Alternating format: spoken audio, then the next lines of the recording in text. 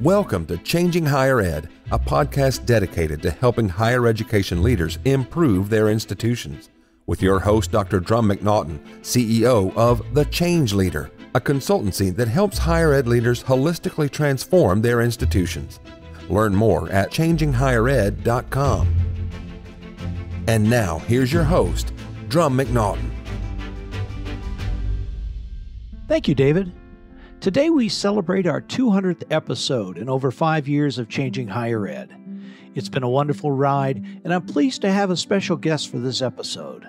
Amrit Ahluwalia, the incoming Executive Director for Continuing Studies at Western University in London, Ontario, Canada, and former Senior Director of Strategic Insights at Modern Campus and the Editor-in-Chief of The Evolution, the online newspaper focused on non-traditional higher education and transforming the post-secondary marketplace.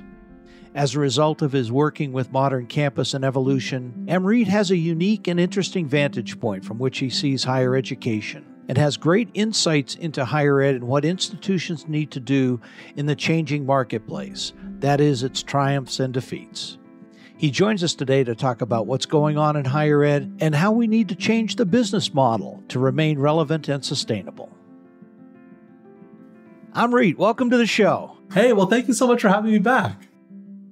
Well, I'm excited about this, and you have got some really great news. I know you've left Evolution. Yeah, well, I'm really excited. I'm going to be joining Western University in my hometown here in London, Ontario, Canada, as the Executive Director for Continuing Studies. So we're going to be really looking at how the Continuing Education Division can start to play a broader role in the university's impact that it wants to have locally in London, regionally across southwestern Ontario, and nationally across Canada. You know, Western's one of Canada's great historic universities. There's alumni across Canada and globally doing amazing things. And we want to start positioning the university as more of a partner in folks' lifelong learning. We want to position the university as a driver for local economic growth. And the Continuing Studies Division is an amazing place to start. So I'm really excited to be joining Western and helping to spearhead this strategic initiative. Well, I can't think of anybody who's better qualified to do something like this than you. With your background from Evolution, you have seen so many different things. I'm excited because it sounds to me like you're going to be doing kind of a combination of what Doug Harrison is doing there at New York University with first-gen students and what Michael Crow is doing with lifelong learning. So it's a nice combination. Yeah, well, it's interesting because there's a lot of the same philosophies and mentalities that tie those efforts together, right? It's a very different idea of what role the university plays in its community and society and globally. It's a very different picture of the role of the institution within the sort of success framework of any given individual. And I think at the core of the transition is this idea that the university is sort of responsive to and proactive around the needs of its learners, as opposed to putting learners in a position where they're constantly just hoping that the institution is going to serve their needs or react to their needs. This sort of transition that we're seeing in the way that universities are operating, certainly across Canada and the United States, fits into this very different picture of who are the individuals we're trying to serve, what are some of the mechanisms we need to bring to the forefront in order to serve them, and then how can we start to operate just that little bit differently to create pathways to education for folks that might not have thought that the university was really designed for them. Yeah, it kind of reminds me, Larry Large and I, who's former university president, we're working on a op-ed piece, and we're looking at education on what it needs to be. Obviously, people's expectations around education have changed tremendously over the last 20 years. And we basically boiled it down to 4 main categories: get a life, get a job, get research, and get citizenship, or something along those lines. And I think it's time education got back to the basics, because you can't learn everything in your first undergraduate degree. You need master's degrees, you need certificates, all of those kind of things.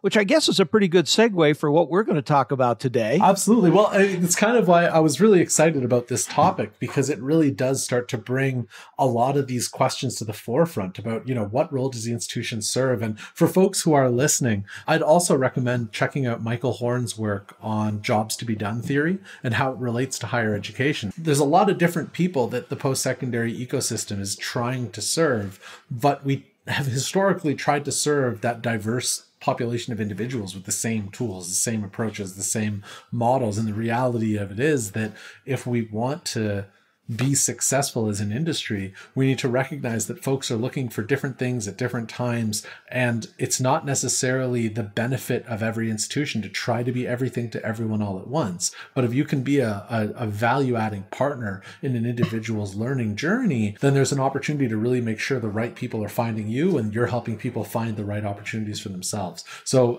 just as a little additional tidbit, check out Michael Horn's work on jobs to be done theory, because it fits really well with what Drum was just talking about. Thank you for that, Amrit. It also makes me think about how expectations have changed, but more importantly, higher ed hasn't changed that much. We're going through a huge period of transformation right now. I think my friend Gordon Gee, who said it, COVID is merely accelerating needed changes by a decade or more. And then Jack Welch, as soon as change on the outside exceeds the rapidness of change on the inside, you're headed down the death spiral. And that's what's happened in higher ed. We've not changed to keep up with public perception. We've not changed enough to keep up with times. People need education, especially with technology accelerating as fast as it has, Moore's Law, all of that stuff. But I mean, AI, before we came on air, we talked about Madeline Pumariega down at Miami-Dade College. They embraced AI 3 years ago rather than everybody else going, no, wait, we can't do this. We've got to change. Yeah, 100%. I think there's some concerns around the way that the workforce is currently structured, because the reality of it is that people do need to start accessing different pathways to getting more responsive and more future appropriate learning opportunities. I think there's a reality to the perception that higher education in its sort of core set of offerings might not be keeping pace with the demands of the labor market. I remember having a conversation shortly after we launched the Evolution in 2011 or 2012, where someone who's now a vice president for enrollment management was telling me, I know exactly where higher education is going to be in 10 years. Okay, how? He said, well, higher education is about 10 years behind everything else. So whatever the majority of businesses are doing today, that's what higher education is going to be doing in 10 years. And if you think about where we were in 2011, 2012 in the corporate space, it really was starting to integrate CRMs, starting to find ways to be more reactive to the reality that consumers are looking for more personalized engagement. And that's something that colleges and universities are now really starting to do with a lot of energy. So I think there's a reality to that. And so looking at what a lot of businesses are doing now, which is finding ways to use machine learning and AI to introduce personalization, I think that's really where we're going to start to see universities accelerating in that direction. But the fact of the matter is, with how expensive college education, especially in the United States, is becoming for the consumer, for the individual, there's a higher expectation from those individuals that the learning they're going to receive will have a clear return on that investment.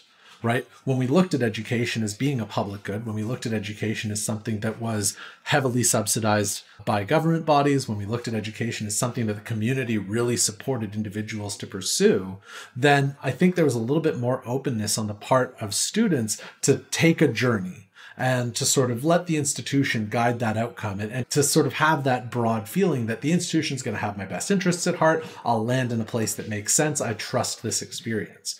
But as the financial burden is shifted from being something that we as a community support to something that the individual is expected to support themselves, potentially leading themselves into tens of thousands of dollars of debt at best, that expectation for return on investment becomes much starker. And the expectation for the timing on that return on investment becomes way more immediate. As we start to shift gears even further into programming that's specifically aligned to professional development or skill development for the purposes of career growth, that return on investment, the expectation on the timeline isn't even some time after the program ends. The expectation is if I'm paying for something that's supposed to develop or support my career growth, I should be able to see the impact of that learning daily as I'm going through the program. My career should be immediately improving. Yeah. You bring up a couple of really interesting points, price being one of them. A change in student perception from rather than being students to being more consumer-driven behavior. But the one I really want to hit on is the differences in skills versus building a career. We're starting to sort out. It used to be where we would go through and you'd get your, degree and whatnot, and you would build on that. Now it's almost two different tracks. You've got the AAC&U skills, critical thinking, teamwork, data analysis, drawing conclusions, etc.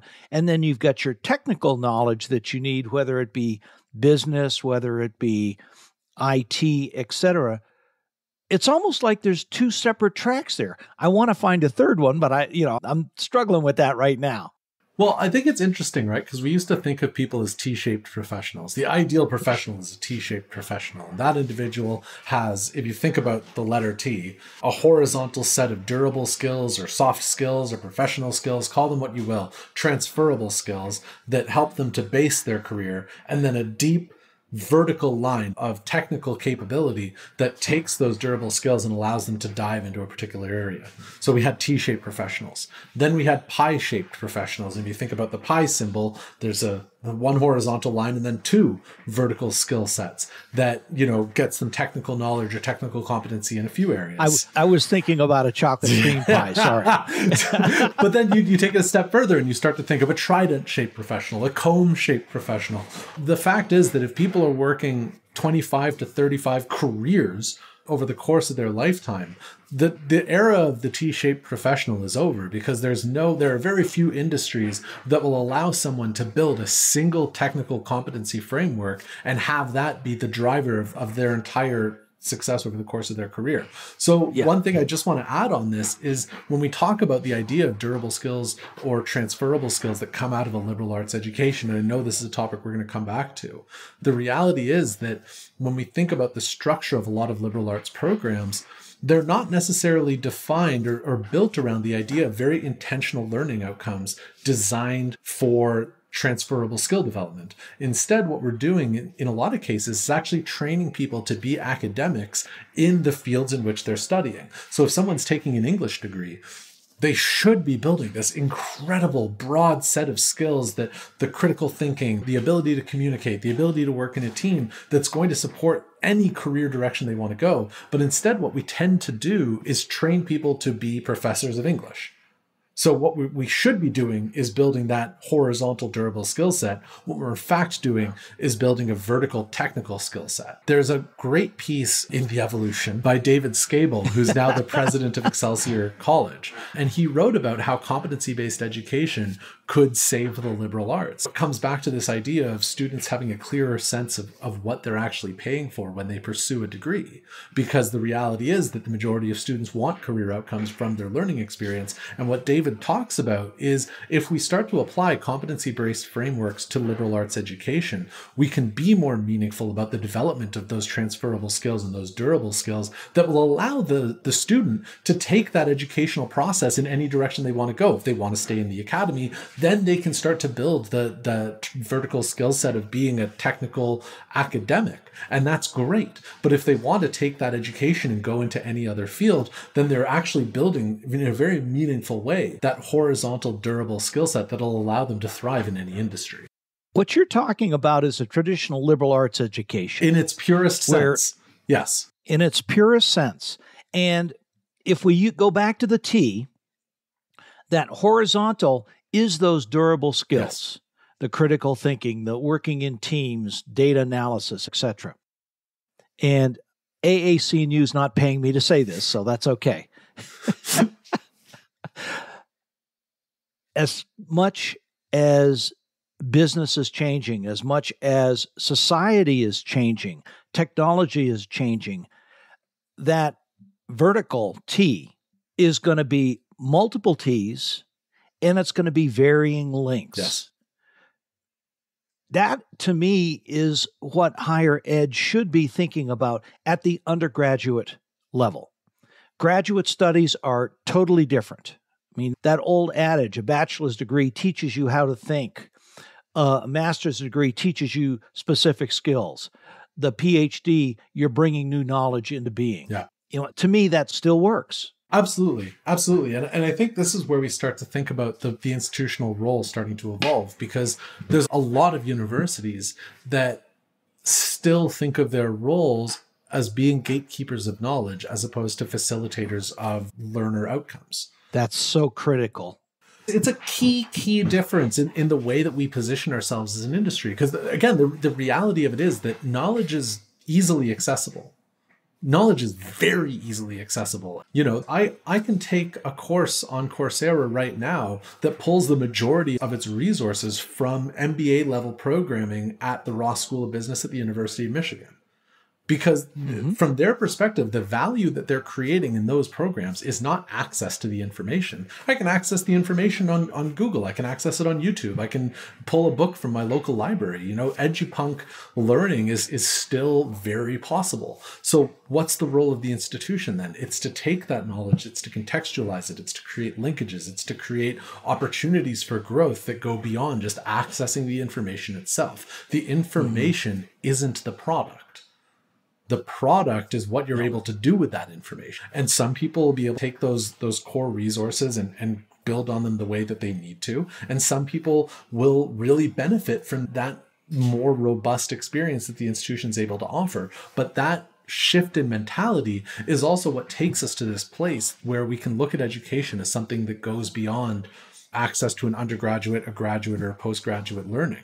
And instead, it starts to break out the world of accessible pathways as being something far more diverse, as being a place where maybe a learner can come in for a 3-week workshop, because the reality of it is that they don't necessarily need just the access to the information. What they need support in is how to contextualize it. And that's where the institution can start to create more value.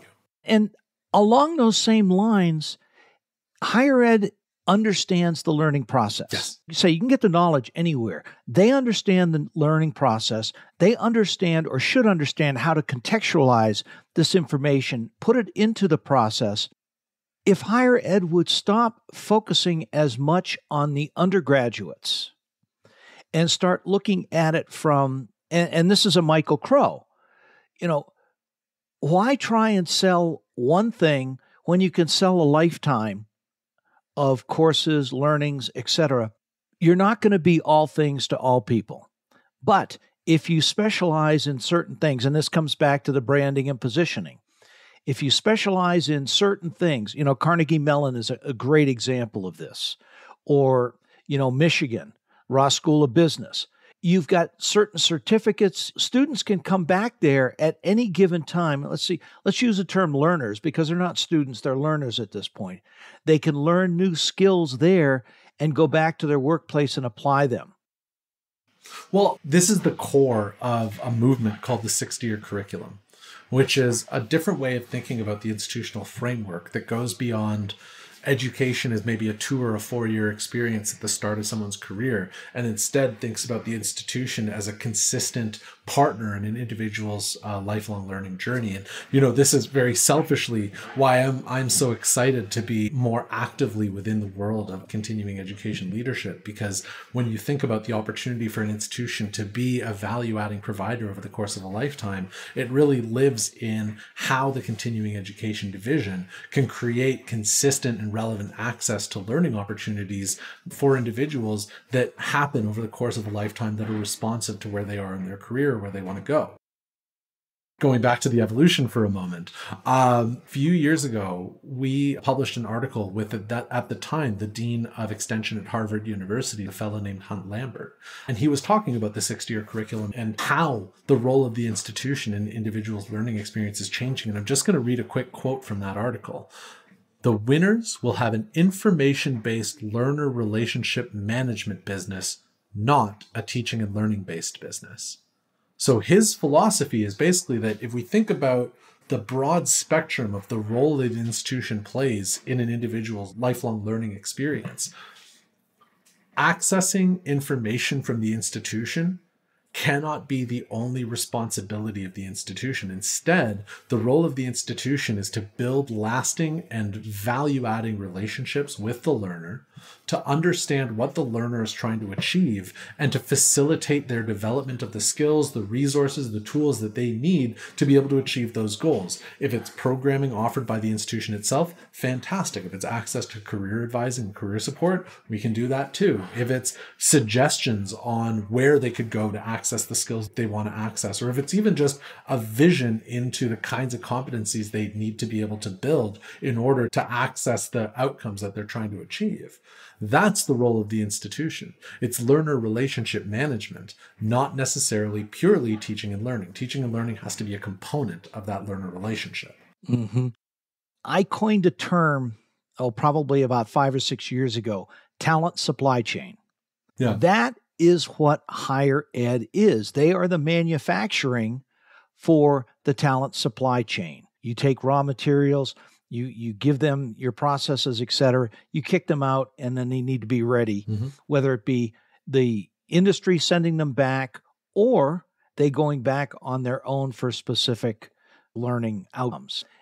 I think you've hit it on the head with, we've got to think about student learning outcomes and what they really are and how do we get there. That's the raison d'etre of a college and university. Absolutely. I mean, ultimately, folks don't join a university for the cash. It's not, it's a business, it's an industry that you get into because you're truly passionate about the value of an education, the impact an education can have on someone's life. Realistically, that's why any of us do this.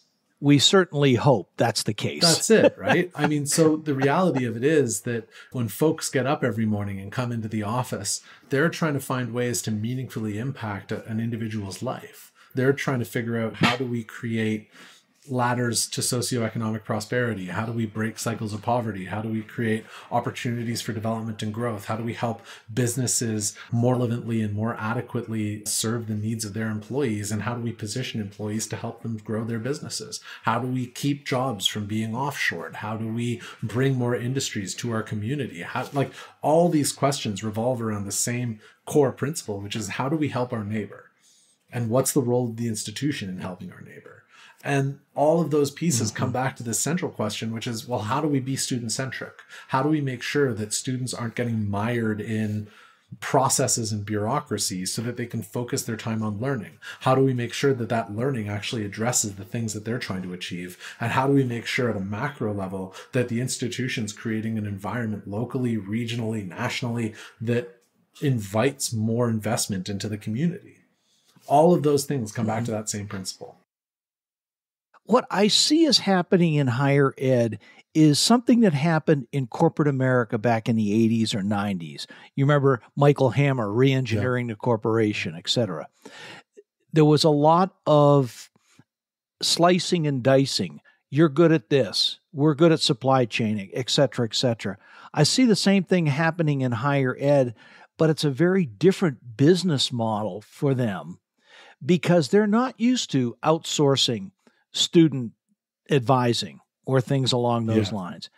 What are you, Mr. Ms. University, what are you really good at? You can hire people to do these things, or you can outsource them and make sure that you've got that thing. This is a new skill set of being able to develop these strategic relationships. Yeah. And every institution is going to have a different answer to that question. You know, we think about it in terms of peripheral competencies and core competencies. So what are we, the institution, here to do? How do we make sure that given the folks that we have on the team, we can focus our time and energy to executing on those things? And then how do we bring in the right partners to help us build the network of the ecosystem around us that's going to allow that success to happen at scale?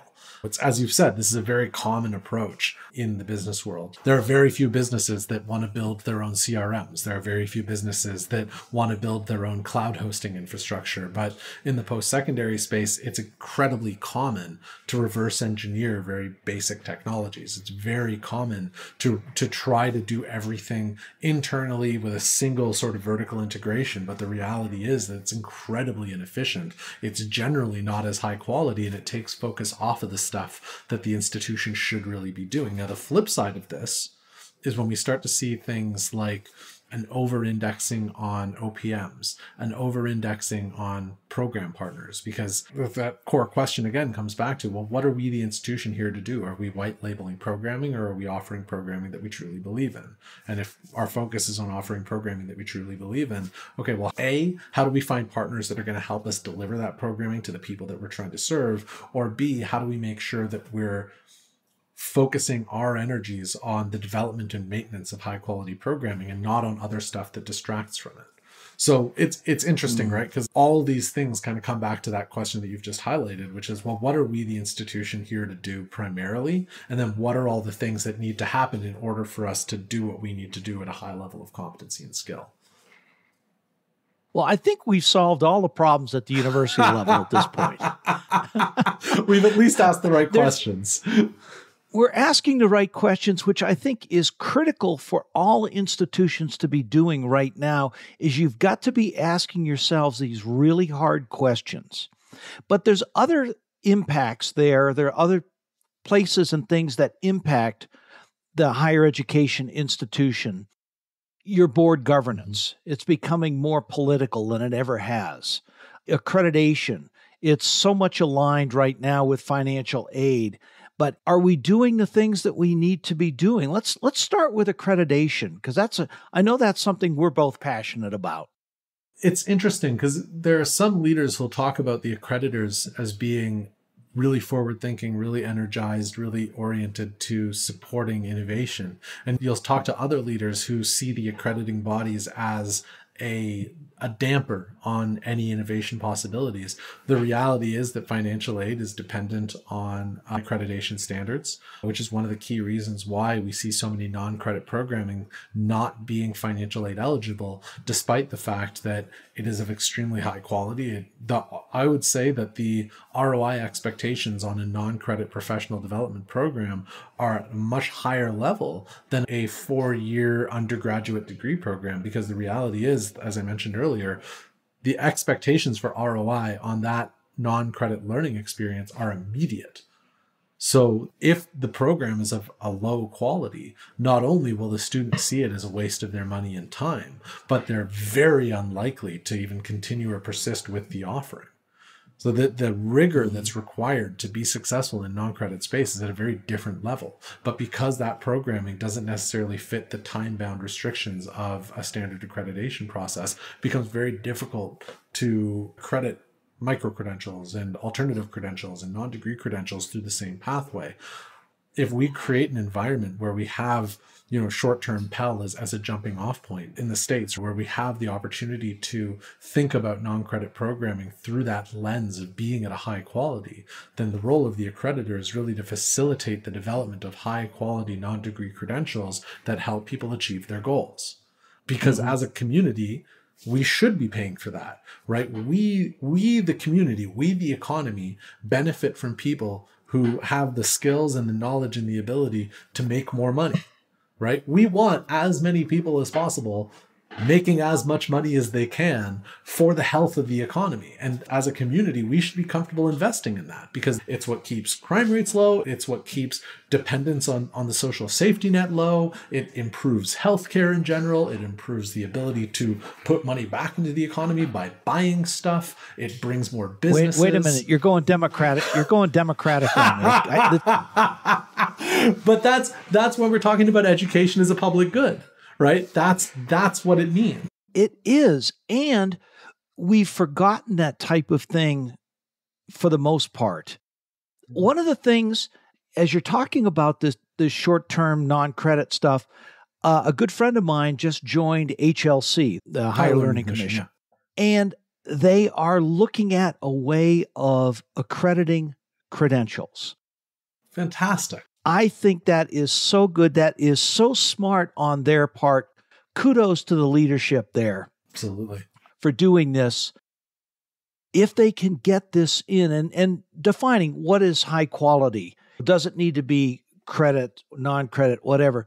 I think this takes us one step closer to that utopian vision that you and I were talking about a little bit ago of the 60-year education and the purpose of higher ed versus just what it is become. Yeah, I mean, this is where when you have people trying to do creative things, either you can understand the outcomes that they're trying to achieve with those creative things and find ways to help them facilitate those outcomes, or you can look at it as a threat to the status quo and try to restrict that opportunity. I don't think there's really anyone who's not trying to achieve the same outcome, which is ultimately a more engaging and a more outcome-oriented, a more beneficial environment for the learner. I think at its core, everyone's aligned on that need. But because people have such different philosophies on the best way to get there, you can create some... I had a leader who once called it creative friction in in achieving those outcomes, because the reality is you have very different philosophies bumping into each other around what quality looks like. It's interesting just thinking about the world of sort of the main campus and continuing education. I've heard it talked about as being different kinds of philosophies, where you have sort of a philosophy of empathy guiding continuing education, which is really around, how can we create as inviting, as creative, as dynamic an environment as the learner needs to achieve their goals. And then you have the registrar's office as a philosophy of justice, which is really, how do we make sure the ecosystem works? How do we make sure that the rules are applied in a way that makes sense for everyone so that the quality of the outcome is never in question? Now, those two things aren't necessarily opposing, but it does present a very different picture of the role of, say, the registrar and a continuing education leader in how they're trying to get people to the outcomes that they're laying out, where either you're helping people navigate the barriers or you're making people aware of the barriers for them to navigate. So that's the question, right? Are we focused on navigating the barriers, or are we focused on the barriers themselves? And I think that same mentality can be applied to this question of accreditors as it relates to innovative programming. Are we focused on the barriers that we've put in place to say quality requires navigating these barriers, or are we focused on the navigating part? In order for us to get to the outcomes we want, we have to navigate these barriers. It's the same question. It's the same process, but are you focused on the path, or are you focused on the barriers? That's where I think that creative friction starts to come. Mm-hmm. Swapping horses, because we're starting to get down toward the end of our time. How do we apply all this information that we've talked about so that higher ed institutions can remain relevant and sustainable? Yeah, I mean, I think the first step is really starting to think about education as being more than a 4-year or a 2-year process. That starting philosophy of saying our role, the institution, is to support a lifelong learning journey. And we're going to do that by bringing all the resources, all the focus of the institution to bear on a lifelong learning journey. That's the starting point. Now, again, for every institution, that's going to look very different.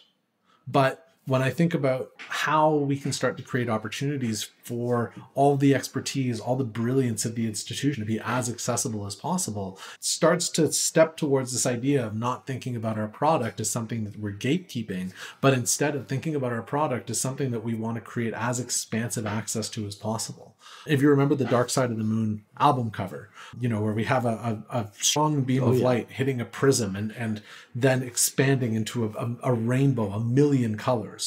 That's how I think about the future of the post-secondary ecosystem, where you have sort of the strong beam of light being the degree program, being the research output, being the channel of expertise that the institution builds itself upon.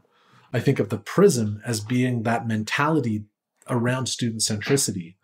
And then the arc of light that comes out of it being the array of access points that we can create by just thinking about the learner. In my instance, that's how I want to position the continuing education division at Western. So I want the continuing education unit, the Western Continuing Studies, to be that prism through which the institution can reach its myriad possible audiences. That same model isn't going to work for everyone.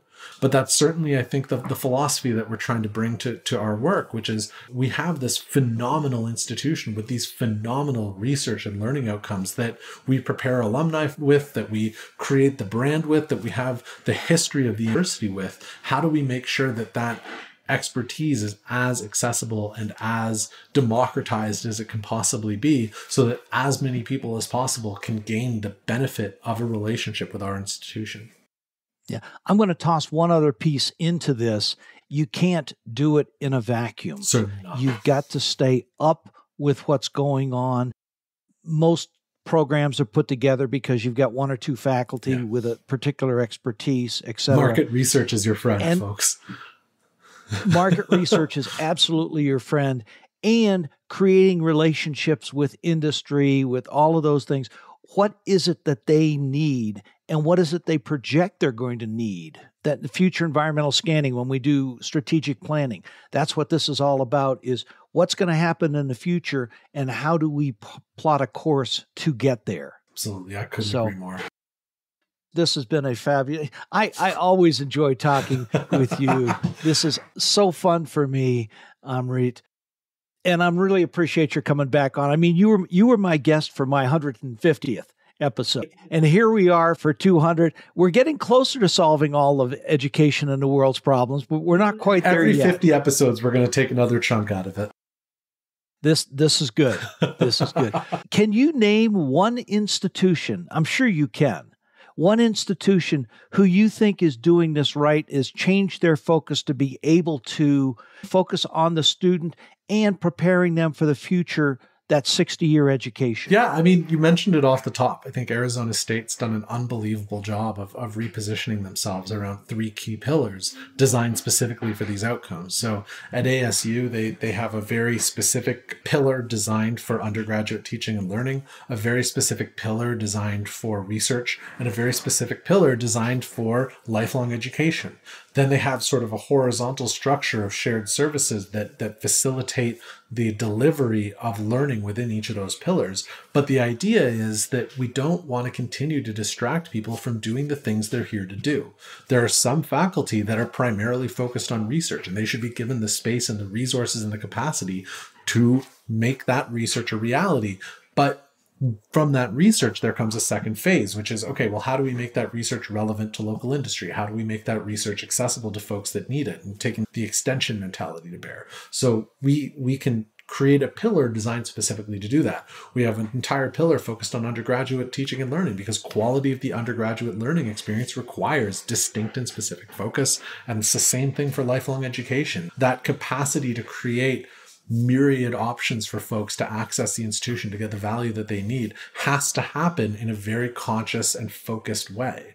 So I think the work that they're doing to really bring that 60-year curriculum to the forefront, and to think about the role of the institution through those three distinct pillars, and then to facilitate and resource each pillar appropriately to execute on that outcome, is something we'll be paying close attention to. We should not be looking at them as a threat. We should be looking at them as a model. I'll give you another one. Unity Environmental University. What Peter is doing out there is really something else. Yeah. I would say those two at this point are the poster children for transforming higher ed. I think that's fair. 3 takeaways for university presidents and boards. Facilitate student centricity is takeaway number 1. I think the more student-centric we can make the institution, the more intentional we can be about student centricity, the better. 2, pivot towards a lifelong education ecosystem. For every institution, that's going to look a little bit different. But if the starting proposition is we are here as facilitators of a lifelong learning journey, as opposed to gatekeepers of short-term knowledge accrual, the closer we're going to get to that vision. And 3 is resource your continuing education divisions.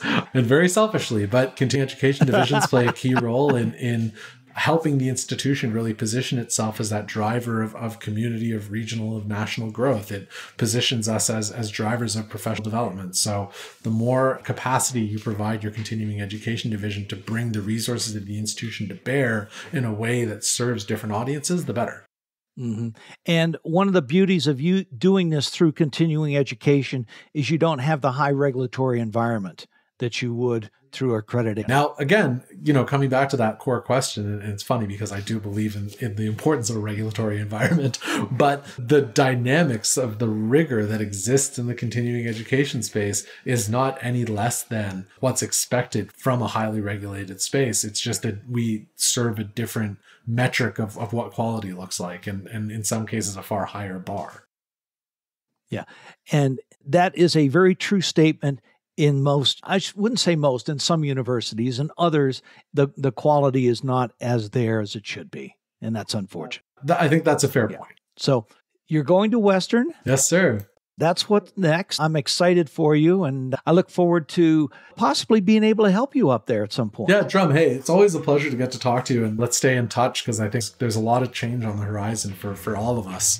And the more visibility we can create on the stuff that's evolving, the better. Absolutely. Amrit, thank you so much. It's been great having you on the show again. I look forward to staying in touch, and let's do it more than once a year. Absolutely. All the best, Drum. You too. Take care. Thanks for listening today, and a special thank you to Amrit Ahluwalia, the incoming Executive Director for Continuing Studies at Western University in London, Ontario, Canada, and former Senior Director of Strategic Insights at Modern Campus and Editor-in-Chief of The Evolution, and for his joining me this conversation about how the higher ed business model must change to change the perception that higher ed is no longer relevant in today's society. This is our 200th episode, and I'd like to give a special shout out to the many guests we've had on the 5 years of changing higher ed. I truly have been blessed to have made the acquaintance of so many great people in higher education, and I want to say thank you to all of those who joined me to share your thoughts, your insights, and most importantly, yourself on the program. I also want to say thank you to my team who makes this all possible. Tamara Taylor of Show Up Strong, who takes care of the website writing and SEO, and David White of David White Voice, my sound engineer, who makes me sound as smart as my guests. Without you, I wouldn't be able to bring changing higher ed to all we touch. Thank you. Most importantly, I want to say thank you to my listeners. We're up to over 2,500 daily downloads of the podcast, an amazing number, and it's all because of your loyalty and interest that we've kept going. Thank you very much. Tune in next week when we welcome Tom Netting back to the show. Tom and I will be talking about the latest goings-on in Washington, including the most recent negotiated rulemaking with the department, congressional legislation, and the latest on the new Title IX regulations, all of which will affect our industry and our institutions. Thanks for listening. See you next week. Changing Higher Ed is a production of The Change Leader, a consultancy committed to transforming higher ed institutions. Find more information about this topic, along with show notes on this episode at changinghighered.com. If you've enjoyed this podcast, please subscribe to the show, and we would also value your honest rating and review. Email any questions, comments, or recommendations for topics or guests to podcast@changinghighered.com. Changing Higher Ed is produced and hosted by Dr. Drum McNaughton, post-production by David L. White.